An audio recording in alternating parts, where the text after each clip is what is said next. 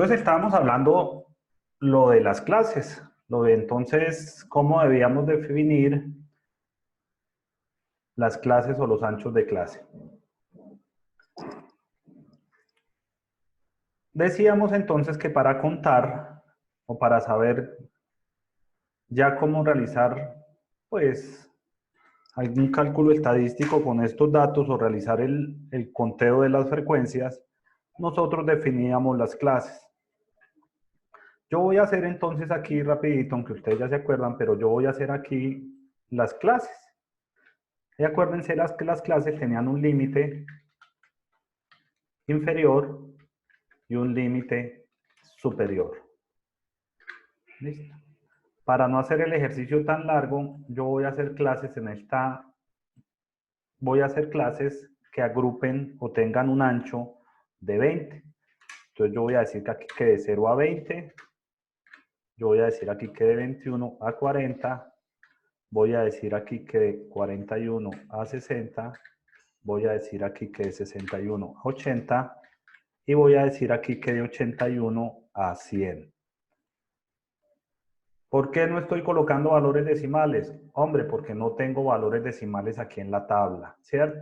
Pero si yo tuviera valores decimales, y eso es lo que debemos tomar en cuenta siempre, yo no podría colocar aquí 21, yo tendría que colocar 20,1 o 20,01, ¿cierto? Aquí pues por este caso, pues lo podemos dejar así. Frecuencia absoluta. Entonces, para frecuencia absoluta vamos a utilizar, que es lo único diferente de los otros, vamos a utilizar la misma fórmula que acabamos de ver o que acabamos de utilizar para realizar el conteo, ¿cierto? Entonces yo voy a utilizar la fórmula que era contar sí conjunto. Entonces acuérdense que nosotros decíamos que utilizábamos la fórmula contar sí conjunto, me perdí por acá, listo. Que me da la opción de colocar varios criterios. Entonces, ¿cuál es el rango de los criterios? Pues es la tabla a la cual yo le voy a realizar el conteo.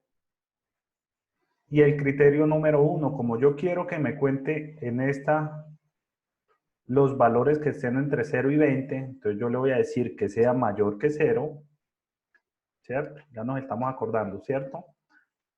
Y el segundo criterio, como quiero que en esta conteo me incluya los valores cerrados, es decir, me incluye el 20, entonces yo le voy a decir que tiene que ser también menor que 21. Y ya con esos dos él me debería contar. Le doy a aceptar y él me debería contar y ya me contó los valores. Así sencillito. Y ya lo único que tendría que hacer es arrastrar esa tabla para para las demás clases. Teniendo en cuenta obviamente que hay unos valores aquí que se deben fijar, que son los valores obviamente del rango. El rango de todos los datos lo debo fijar. Y una vez lo fije, arrastro la celda y tendría obviamente que cambiarle el valor de los criterios, ¿no? Entonces aquí le digo que tiene que ser es mayor que 20 y menor que 41. Al otro le digo que tiene que ser mayor de 40 y menor de 61. Al otro le digo que tiene que ser mayor de 60, pues, y Profe, menor entonces de en el 81. primero, si por ejemplo en la tabla hubieran valores cero, tendría uno que poner mayores que menos uno. O, Sí, señor, mayores que vale. menos 1, sí, señor. Y este sería mayor que 80 y menor que 101. Y si yo sumo todos estos valores, obviamente me debe dar el número de datos que hay en la tabla. Esa es la forma de comprobar que estoy realizando el conteo bien, ¿cierto? Acuérdense de eso. Y esa pregunta que me hizo Diego es una pregunta bien importante. Por eso es que nosotros cuando estamos utilizando herramientas como Excel, yo les decía jocosamente en algunas clases, el Excel es muy inteligente y él piensa, ¿cierto? Pero él piensa en lo que uno piense. Entonces, si uno no sabe armar el rango, si uno no sabe cuadrar bien los criterios, obviamente el ejercicio le va a quedar mal formulado, porque Excel le hace a uno lo que uno le diga, ¿cierto? Entonces, lo que decía Diego, si aquí hubiera un valor en algún momento que fuera 0, cero exacto, pues un cero absoluto, pues obviamente no me lo estaría contando en este caso porque yo le estoy diciendo que me cuente los mayores que cero. O sea, 1, 2, 3, 4. Y lo mismo lo que les decía los valores decimales. Si yo tuviera, por ejemplo, este valor, vea, 60. Si yo tengo aquí este valor como 60,1, ese valor ya no me lo va a contar. ¿Sí ven? O me lo está contando doble. Aquí él me lo está contando en dos rangos, vea. ¿Sí ven? Entonces eso es lo que yo les digo, que tenemos que tener cuidado cuando hacemos la formulación en Excel. Y la forma obviamente más fácil de saber si el conteo está bien realizado es la suma de la frecuencia absoluta. Entonces ya teníamos ahí la frecuencia absoluta de las clases. Sencillito. Con estos valores, veíamos en las primeras clases también, podíamos realizar unos grafiquitos también, que eran el diagrama de puntos, algo que se llama histograma y algo que se llama ojiva, entre otros más. ¿Cómo se hace un diagrama de puntos con estos datos que tenemos acá? ¿Cierto? Entonces el diagrama de puntos es un diagrama que realmente se hace con la cantidad o con la totalidad de datos. Me imagino que se deben estar imaginando con qué herramienta puedo hacer un diagrama de puntos aquí. Pues con la misma herramienta que estábamos utilizando para la regresión lineal, que es un diagrama de dispersión. Eso realmente se llama un diagrama de dispersión. Y este sería el diagrama, ¿cierto? Utilizaría yo solo esta forma que tengo aquí de los punticos. Y este sería mi diagrama de dispersión.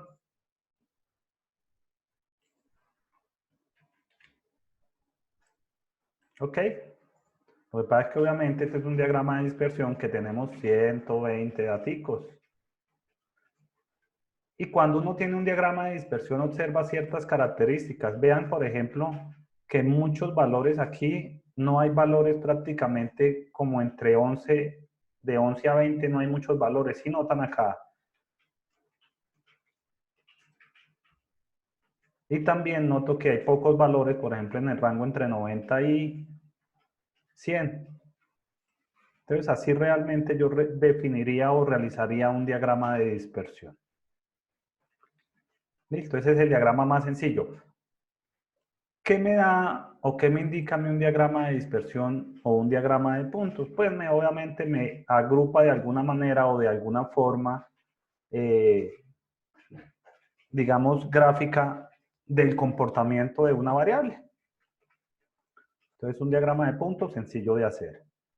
Un histograma. Entonces, ¿cuál es la diferencia entre el histograma y el gráfico de barras? Entonces, la diferencia entre un histograma y un gráfico de barras es que las barritas en los histogramas están pegadas. Las barritas en los histogramas están pegadas. ¿Cómo puedo realizar yo un histograma aquí en Excel? Entonces, para realizar un histograma aquí en Excel, yo selecciono el rango de datos, me voy a insertar aquí donde dice, en la forma donde dice barras, columnas en 2D, me voy aquí a la parte de abajo donde dice más gráficos de columnas, aquí en la parte de abajo. Y dentro de esos hay uno aquí que me dice histograma. Entonces selecciono histograma y él me hace un histograma. ¿Qué notan de ese histograma?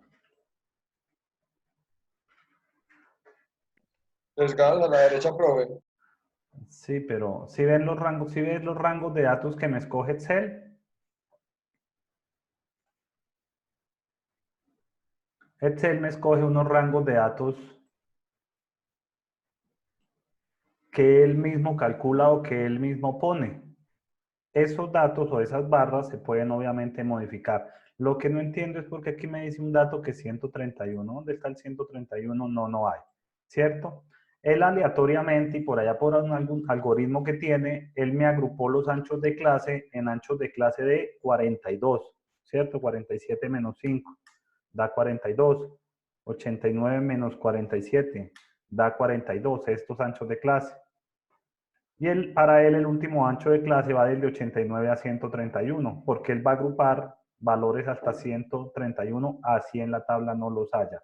Esos valores del histograma obviamente se pueden cambiar, eso se puede modificar. Listo. Pero digamos que esa es la forma en la cual yo podría realizar un histograma de frecuencias en Excel con los datos.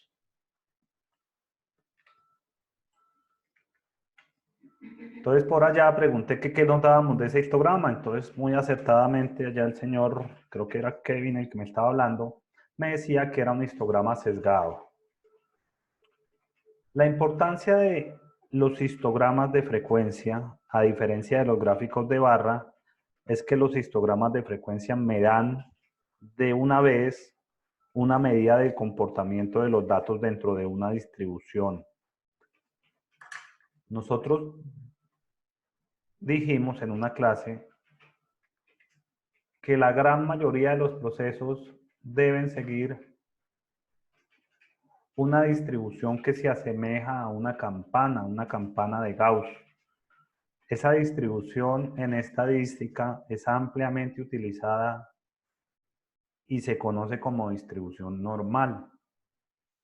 Cuando yo tengo un histograma de esta forma, de una vez, si yo sé algo de estadística, sé que es un proceso, si es un proceso productivo, que es un proceso que está en control, ¿cierto? Que sigue unos parámetros normales. Si estamos hablando, por ejemplo, de cotizaciones en bolsa, de la variación de los precios de las acciones, ¿cierto?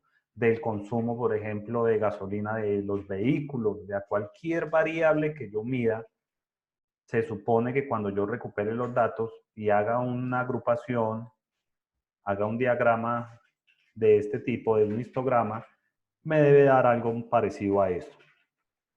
Si no me da algo parecido a esto, entonces comenzamos a hablar de sesgos, ¿cierto? Si tenemos un histograma de esta forma, como el primero que estamos viendo, decimos que el histograma está sesgado a la izquierda. Si lo tenemos de esta forma, decimos que el histograma está sesgado a la derecha.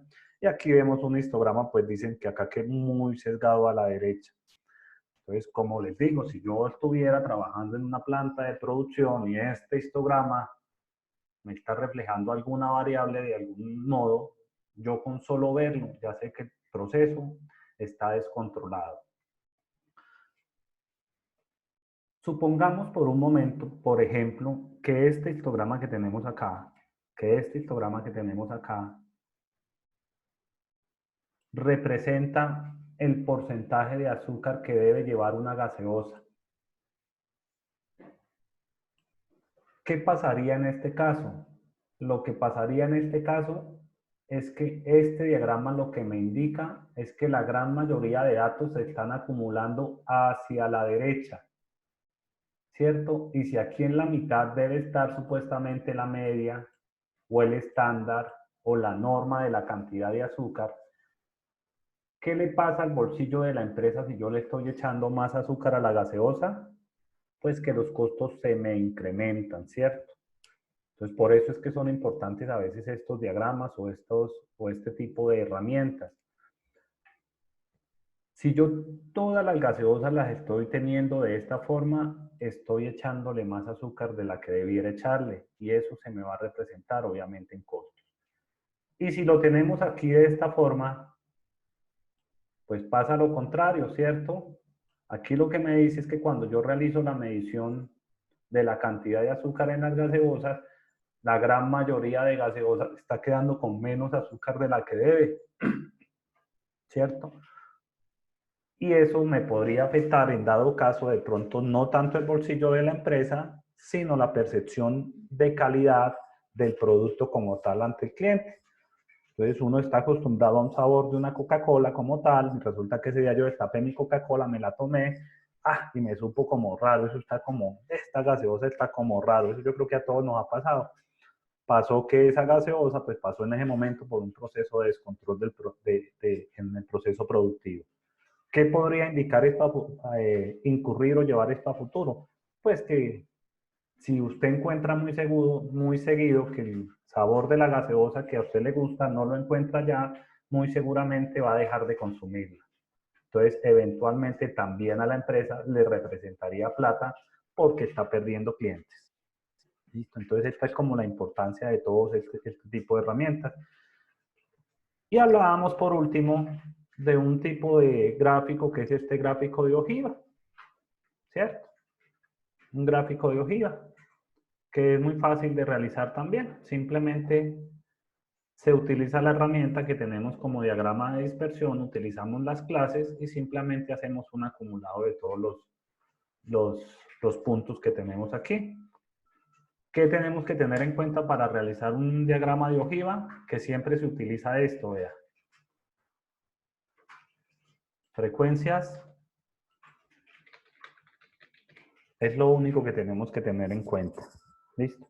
Pero esto es a manera ya de información. Yo realmente en el parcial pues no les voy a poner a hacer ningún tipo de gráficas o no de estos. No, creo que no vamos a hacer gráficas. ¿Listo?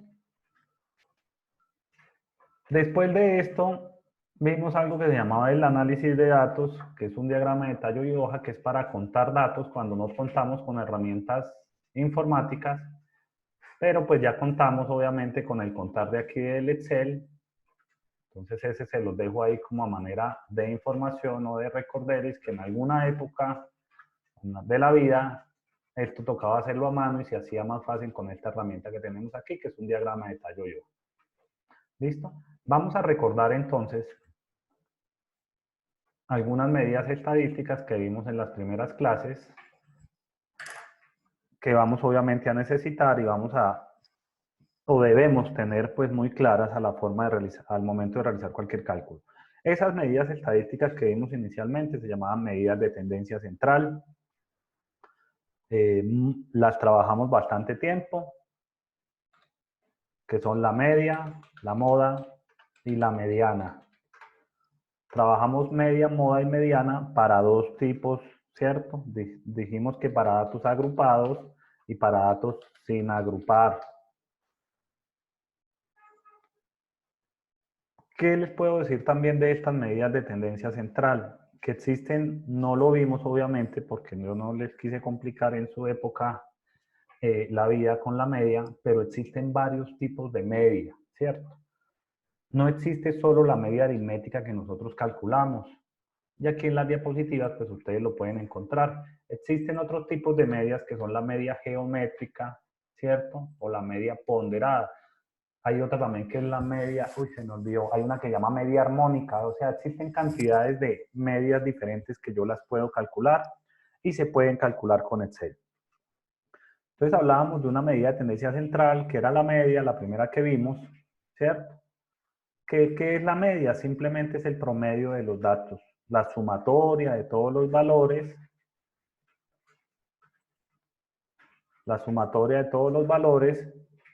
dividido entre el número total de datos. Esto cuando estamos hablando de datos sin agrupar, es decir, cuando tengo estos datos aquí en una tabla.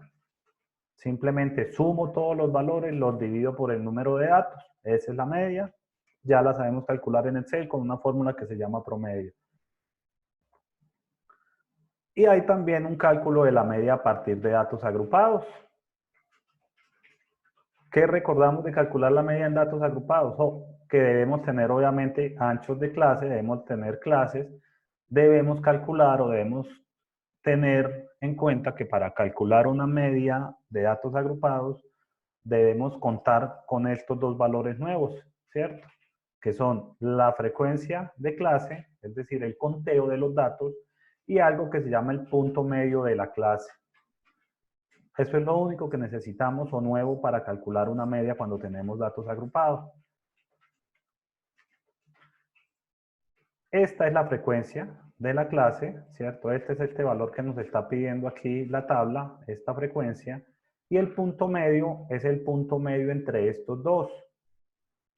Yo lo puedo calcular obviamente en Excel, haciendo el promedio de esos dos datos, o sumando el uno y el otro y dividiéndolo entre dos, o simplemente, que es lo que siempre les he pedido, por simple malicia, sabe que el punto medio entre 0 y 20 debe ser, ¿cuánto? 10, ¿cierto? Entonces, ojo cuando hagamos los ejercicios, porque alguna vez en algunos casos, por ejemplo, yo les dije, hagamos anchos de clase de 5, teníamos un intervalo de 0 a 5, y a alguien le daba por allá que el punto medio era 4. Y para ese alguien, ese 4 estaba bien calculado. Entonces, ahí, como les digo, hay que ponerle un poquito de lógica a lo que hacemos. Es claro que el punto medio entre 0 y 5, pues es 2,5, ¿cierto? Si yo lo quisiera calcular aquí, yo podría decir que promedio entre estos dos, ¿cierto? Y me debe dar 2,5, o podría sumar los dos valores y dividirlos entre 2.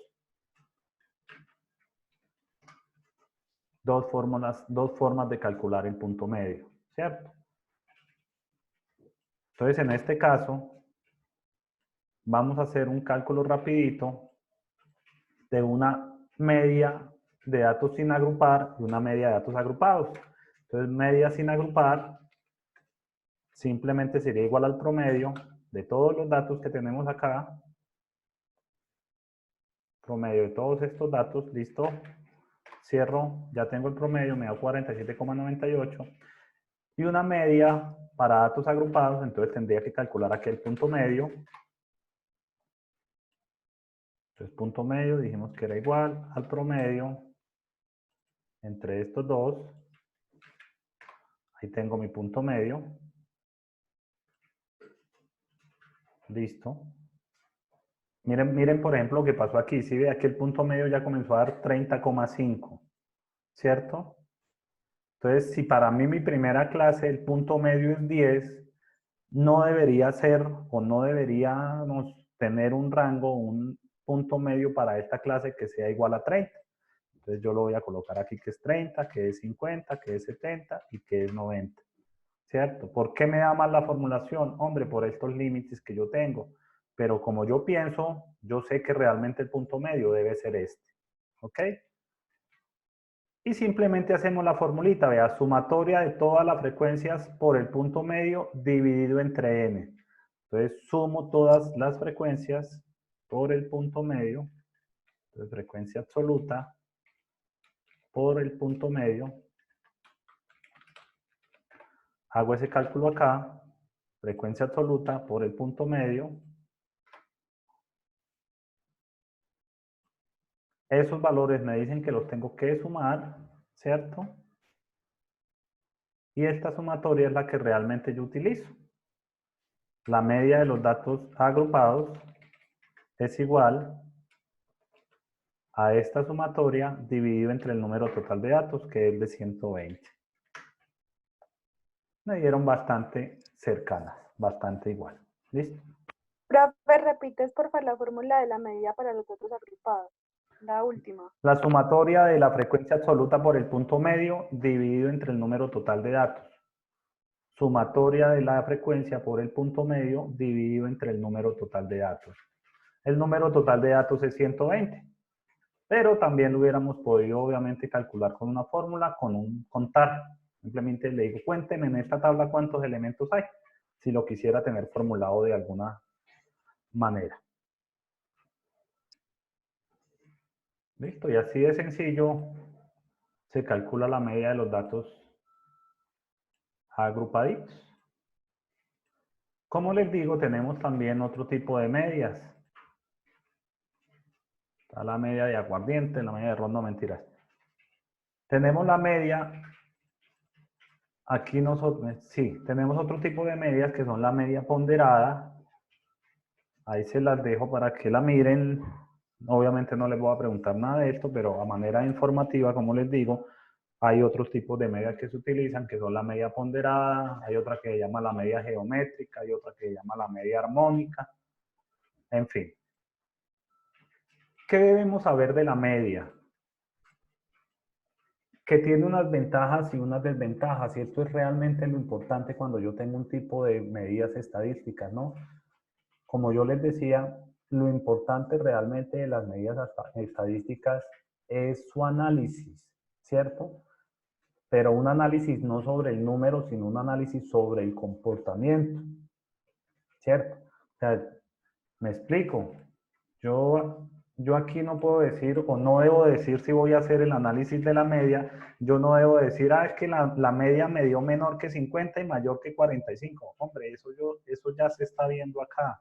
Yo lo que necesito es que me digan si ese número, pues de alguna forma es correcto, tiene coherencia, ¿cierto? Más o menos eso es lo que uno quiere hacer o saber cuando pide un análisis de una medida estadística. ¿Qué ventajas tiene la media aritmética? Pues la ventaja primera que tiene es que es un concepto que es entendido casi por todo el mundo. Casi todo el mundo entiende lo que es un promedio, ¿cierto? Esa es una de las ventajas. ¿Y cuál es la desventaja más grande que puede tener esta vaina? Y no sé por qué siempre me manda por allá. ¿Cuál es una de las desventajas que puede tener la media aritmética? La media aritmética, el problema grave que tiene es que un solo dato que esté muy desviado del centro, o sea, un solo dato atípico, me puede dar un valor de media bastante errado, ¿cierto? Eso es una de las desventajas o es la principal desventaja de que tiene la media. Si yo estuviera, por ejemplo, promediando estos valores, estos datos que tengo acá, estoy midiendo algo ahí, no sé qué puede ser, por ejemplo, los miligramos de azúcar en 100 botellas de gaseosa, y resulta que se supone que todos deben estar entre 5 y 100, pero por allá me dio un dato que es igual a 500. La media aritmética de una vez se me afecta de una forma bastante grande, digámoslo así, ¿cierto? Porque para que una media se me suba 4 puntos en un rango de 120 datos, pues es bastante atípico, ¿cierto? Entonces ese es el problema que tiene la media como tal, que un solo dato que me varíe y que tenga una variación muy grande, me puede afectar muchísimo pues la percepción de esa medida como tal. ¿Listo? Veíamos otras dos medidas. Las otras dos medidas que veíamos eran la mediana y la moda. Entonces recordamos, ¿qué es la mediana? La mediana es el valor central de un rango de datos, ¿cierto? El valor que está en toda la mitad. Para recordar qué es la mediana y para tener una idea de qué es ella, yo lo que tengo que hacer es como un ejercicio mental. En el ejercicio pasado, la tabla que acabamos de hacer de Excel, decimos que tenemos 120 elementos, 120 gaseosas. Si yo coloco esas gaseosas en una fila, ¿cierto? Yo voy a tener desde el 1 hasta el 120. Por simple lógica, ¿cuál sería la gaseosa que estaría en la mitad de ese rango? Pues la mitad entre 0 y 120 es 60, ¿cierto? Entonces, eso es la mediana en un rango de datos. El valor que está en toda la mitad, ¿cierto? Y decíamos que la mediana, como tal, siempre se le calculaban dos valores. Siempre teníamos que calcular dos valores para la mediana. Uno de esos valores era la posición. La verdad que esto no pone tildes. Y la otra es su valor ya como tal, o sea, el valor. Una cosa es decir que la mediana es la gaseosa número 60 y otra cosa es decir es de tanto. La mediana es de 52, de 55, de 57, eso es otro cuento. ¿Cómo calculábamos la posición de la mediana? Entonces, para calcular la posición de la mediana, utilizamos una formulita que es n más 1 dividido entre 2. Entonces, aquí está. Para calcular la mediana, la posición de la mediana, que es el primer dato que debemos calcular, utilizamos una fórmula que es n más 1 dividido 2, donde nosotros ya sabemos obviamente que es n. N siempre en los cálculos estadísticos es el número total de datos. Entonces, ¿cuánto nos daría la mediana o la posición de la mediana para este ejercicio? Pues la posición de la mediana para este ejercicio, voy a ocultar estas celdas. La mediana, su posición, pues obviamente es igual a n más 1 dividido 2. N es 120 más 1 dividido entre 2. y me da que la posición de la mediana es el valor 60.5. La posición 60.5 de estos datos. Regla de oro para calcular la mediana de datos sin agrupar. Entonces, ¿cuál es la regla de oro? Que los datos deben estar ¿cómo? Para saber el valor. Los datos deben estar ordenados. Yo debo tener la tabla ordenada para poder calcular la mediana, perdón. ¿Cierto? Entonces yo debería ordenar estos datos. Vamos a ver si me los ordena así. Listo. Ahí ya me los ordenó. Entonces ahí ya tengo los datos ordenados. Pero me los ordenó de una forma muy extraña, ¿cierto? Desgraciadamente en Excel, el Excel no me ordena a mí tablas. El Excel me ordena son filas o columnas. Entonces, si yo quisiera ordenar este rango de datos o estos datos que tengo acá, yo debiera colocar todos estos valores en una sola columna, ¿cierto? Vea, yo tomo aquí todo el rango de datos y le doy a ordenar de menor a mayor y vea lo que él hace. ¿Sí ve que nos deja una vaina y toda rara? Entonces, no me sirve. Entonces, tendría que colocar todos los datos en una sola columnita, ¿cierto?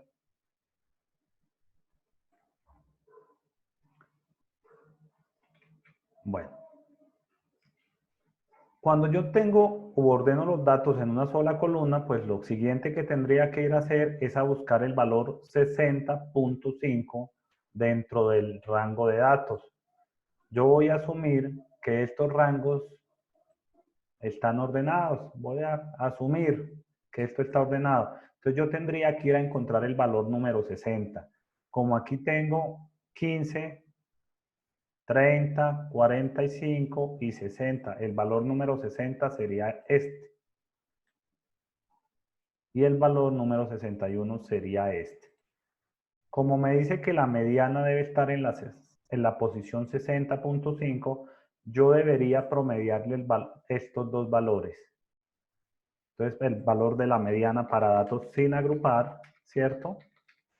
Debiera ser igual al promedio de esos dos valores. En este caso, pues es 5 y 2, pero pues obviamente sabemos que esos no son los valores reales. O le podemos decir, obviamente, a Excel que me lo calcule. Entonces yo le digo aquí a Excel que me calcule la mediana del rango de datos.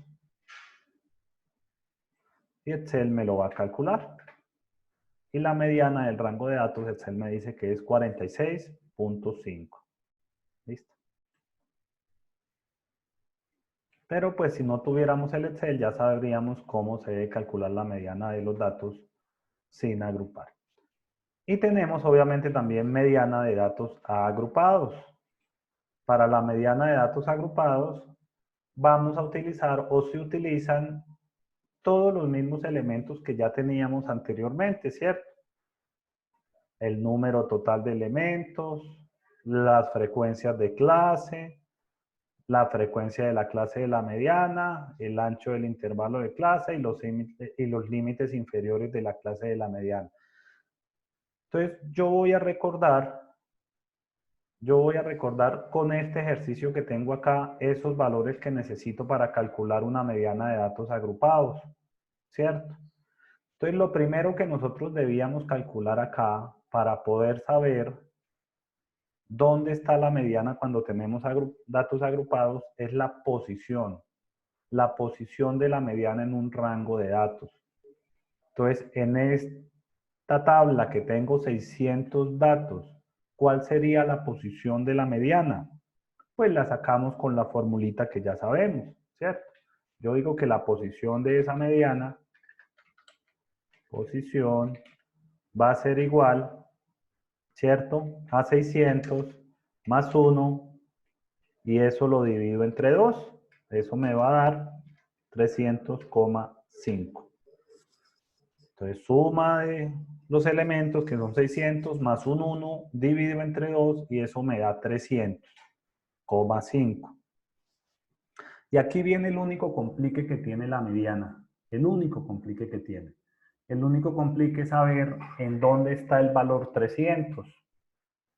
Entonces, lo que yo les decía, nosotros tenemos que hacer un ejercicio mental que es el siguiente. Es como si yo tuviera los elementos cuadrados de esta forma, como una filita. Entonces, yo voy a tener una fila que va a contener 600 elementos hacia abajo, ¿cierto? Tengo que encontrar en cuál de las clases se encuentra el elemento 300 o 305 en este caso. Entonces yo iba sumando las frecuencias hasta pasar por el número 300. 78 más 123 me da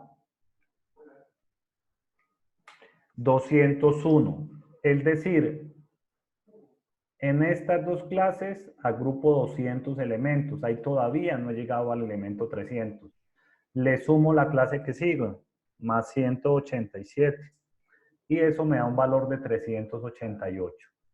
Entonces, en algún momento cuando yo fui caminando desde acá, que era 201, hasta el final de los valores acá, que es 388, yo pasé por el valor 300 o 300,5. De esa forma es que se define o se sabe cuál es la clase de la mediana, cuál de esas clases o en cuál de esos grupos se debe encontrar la mediana. Ese es el único complique que debemos tener o tomar en cuenta o acordarnos para el cálculo de las medianas. Ya el resto de elementos simplemente se sacan